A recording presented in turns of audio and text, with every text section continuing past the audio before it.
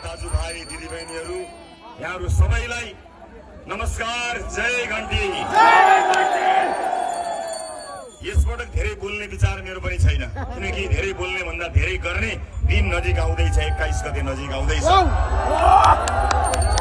बोलेर भन्दा गरेर देखाउनु पर्ने ठाउँमा हामी आएका छौँ। तर केही कुरा भन्नै पर्छ। यति आशा र अपेक्षा बोकेको ठाउँ छ यो। यति धेरै मानिसहरूले स्वागत गर्नुभएको छ, त्यसका लागि केही कुरा म भन्नै नै पर्नेछ। म राष्ट्रिय राजनीतिका केही कुरा गर्नेछु, दाङको केही कुरा गर्नेछु। त्योभन्दा पनि महत्त्वपूर्ण म थारू दाजुभाइ दिदीबहिनी आमा बुवाहरूलाई केही सम्झन चाहन्छु, केही कुरा भन्न चाहन्छु।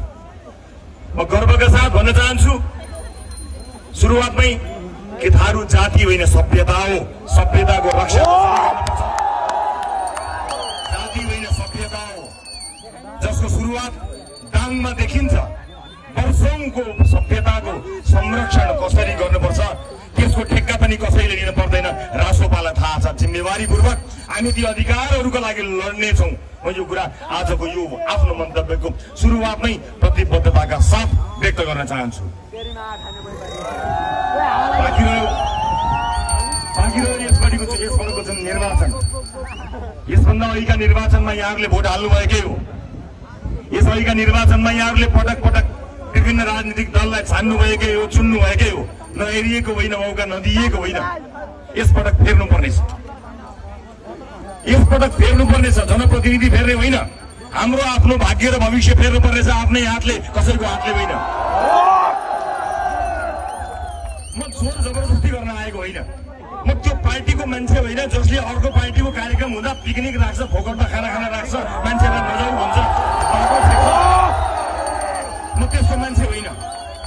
म जनताको भावनालाई छेक्ने नेता बन्न चाहन्न। न म रासोपाका त्यस्ता कोही नेताहरूलाई जनताको भावना र बाटो छेक्न लगाउँछु जसले जनताको उर्लिदो चाहनालाई छेक्न नसक्ने त्यस्तो काम गरोस्। म त्यस्तो चाहन्न। जनताको भावनालाई पोख्न दिनुपर्छ। जनताले रक्षा गर्छन् लोकतन्त्रको। त्यसकारणले देशले यसपटक क्रान्ति गर्छ। कसैले पिकनिक राखेर केही हुन्न, कसैले बाटो छेकेर केही हुन्न। निकाल्न त मलाई संसदबाट निकाल्ने योजनाकारहरू यही छन् नि।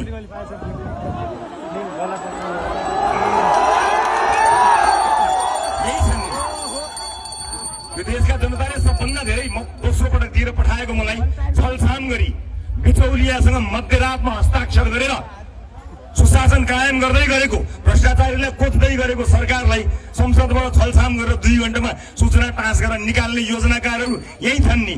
संसदबाट निकाल्नेहरू उठेका होला नि यसपटक पनि।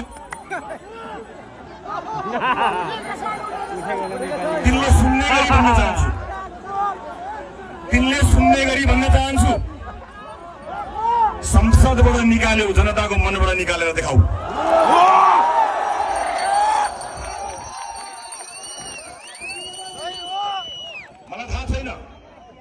मलाई थाहा छैन त्यसो के गर्न पाइयो, के गर्न भ्याइएन। चाहेको के पनि गर्न पाएको छैन। मलाई अप्ठ्यारो पर्दा तपाईँले आँखाबाट आँसु झार्नु भएको छ। हस्ताक्षरमा तपाईँले हस्ताक्षर गर्नुभएको छ, मैले बिर्सेको छैन।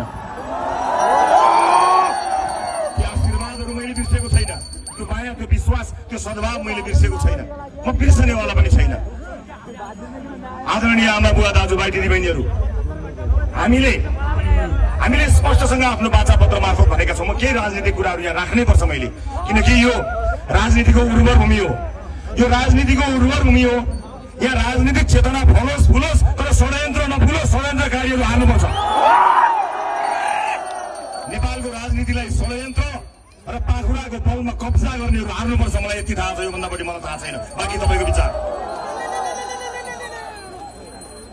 हामीले भातृ संगठनहरू नराख्ने कुरा सार्वजनिक गरेर वाचापत्रमा भन्यौं। महिलाहरूको भातृ संगठन, किसानहरूको संगठन, अन्य विभिन्न पेशागत शिक्षकहरूको संगठनको कुरा हामीले भातृ संगठन रहित पार्टीको कुराकानी गर्यौं। म शिक्षक साथीहरूलाई, मजदुर साथीहरूलाई, किसान साथीहरूलाई भन्न चाहन्छु, पुराना पार्टीहरूले तपाईँहरूलाई एकत्रित गरे, भातृ संगठन बनाए। 35 वर्षसम्म शिक्षकको हितमा काम नगर्दा, शिक्षकहरू 2 तिहाईको सरकार हुँदा आफ्नो अधिकार माग्न काठमाडौँ गरेको होइन। किन चाहियो त्यो संगठन? केको लागि चाहियो संगठन? सङ्गठनमा राखेर पार्टीको पिल्ला भिराइदिएको होइन। 35 वर्षसम्म किसानले मूल्य नपाएर बाटोमा दुध फ्याँकेको होइन। किन चाहियो त्यो सङ्गठन? किसानले मल नपाएको होइन, बिउ नपाएको होइन, बजार नपाएको होइन। तपाईँको भोट लिएर गएर त्यो भोट बिचौलियालाई बेच्छन्। किन हाल्नुहुन्छ भोट? शिक्षकहरूले आफ्नो अधिकारको लागि सडकमा जान पर्दैन। रासोपामा शिक्षकको भातृ सङ्गठन छैन, किसानको भातृ सङ्गठन छैन, मजदुरको भातृ सङ्गठन छैन, विद्यार्थीको भातृ सङ्गठन छैन।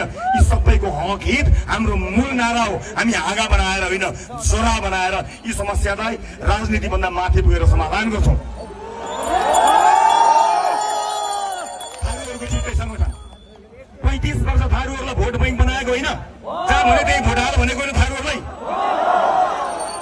पुरा माग भयो, संरक्षण। भूमिहीनहरूले लाल पूर्जा देख्न पाए?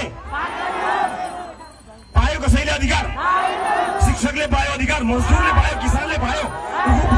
उखुका किसानहरू 35 वर्ष सङ्गठन बनाएर राखेका किसानहरूलाई उखुको किसानले मूल्यका लागि काठमाडौँमा गएर रुनु परेको त्यस्तो सङ्गठन चाहिएको हामीलाई चाहिएको होइन। तपाईँहरूको अधिकारका लागि हामी बिना भातृ सङ्गठन लड्छौँ। कसैले चिन्ता गर्नु पर्दैन। विद्यालयमा विद्यार्थीहरूको सङ्गठन बनाएर विभिन्न ब्यानर राखिएको छ। त्यस्ता ब्यानर सबै फाल्ने हो। विद्यार्थीलाई पढाइमा लगाउने हो। युनिभर्सिटीमा पढाइ हुन्छ, राजनीति होइन। भोलि हुने कार्यक्रम स्थगित भयो। म त्यहीबाट बताउन चाहन्थे। भैरवा क्षेत्रबाट म यहीँबाट भैरवा क्षेत्रका व्यापारी व्यवसायीहरूलाई भन्न चाहन्छु, तपाईँले रासोपाको कुनै नेता चिन्नु पर्दैन, कुनै नेताको चाकरी गर्नु पर्दैन। हामीलाई भेट्न आउनु पर्दैन। आफ्नो फ्याक्ट्रीमा जानुहोस्, आफ्ना मजदुरहरूलाई भेट्नुहोस्। हामीलाई भेट्न हामीलाई तपाईँको अपारदर्शी चन्दा चाहिँदैन। तपाईँलाई कुनै नेताले संरक्षण गर्ने होइन, रासोपाको नीतिले संरक्षण गर्छ। आफ्नो काम गर्नुहोस्, चिन्ता गर्नु पर्दैन। कुनै पनि व्यापारी व्यवसायीले रासोपाकोलाई एक सुका दिनु पर्दैन इच्छाभन्दा बाहिर गएर। कुनै मान्छेले रासोपाको मान्छेलाई म रासोपाको मान्छे हुँ चन्दा देऊ भनेछ भने त्यसको सदस्यता 1 मिनटमा खारेज हुन्छ। ढुक्कले काम गर्नुहोस्। तपाईँ आफ्नो व्यापार व्यवसाय बढाउनुहोस्, रोजगारी सृजना गर्नुहोस्, राज्यलाई कर तिर्नुहोस्। त्यति गरेर व्यापार व्यवसाय फस्टाएर प्राइभेट जेट चढेर हिँड्नुहुन्छ भने पनि रासोपालाई केही आपत्ति छैन। देशमा रोजगारी सृजना गर्नुहोस्। कुनै नेता भेट्न पर्दैन। राम्रो नेतृत्व हुँदा हामीले गृह मन्त्रालय सञ्चालन गर्दाखेरि बोर्डरमा हामीले तस्करी ठप्पै बन्द गराएको तपाईँहरूलाई थाहा छ होला नि। त्यही गर्छ रासोपाले। बन्द गरिदिन्छ तस्करी, घुसखोरी बन्द गरिदिन्छ। त्यसै कारणले आत्तिएका हुन्। राम्रो काम गर्ने मान्छे कोही आत्तिनु पर्दैन। फेरि पनि तपाईँहरूलाई पुराना दलहरूलाई भोट हाल्नु समानुपातिकतिर हालिदिने हो कि प्रत्यक्षतिर हालिदिने हो कि जस्तो लाग्छ भने यति भन्छु होइन। त्यही ठिक छ भने हामीले फेरि देश परेन भनेर कचकच गर्न पाइँदैन। मौका आएको छ, अहिले घन्टियो। रासोपाले तपाईँले दिएको भोट बेच्दैन।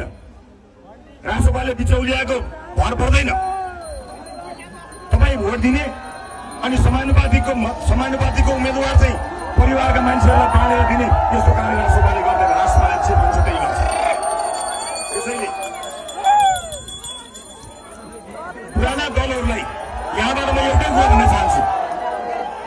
साँच्चै तपाईँहरूको सङ्गठन छ, साँच्चै तपाईँहरूलाई सङ्गठनप्रति गर्व छ भने तपाईँहरू प्रतिपक्षमा बसेर सडकबाट हामीलाई खबरदारी गर्नुहोस्।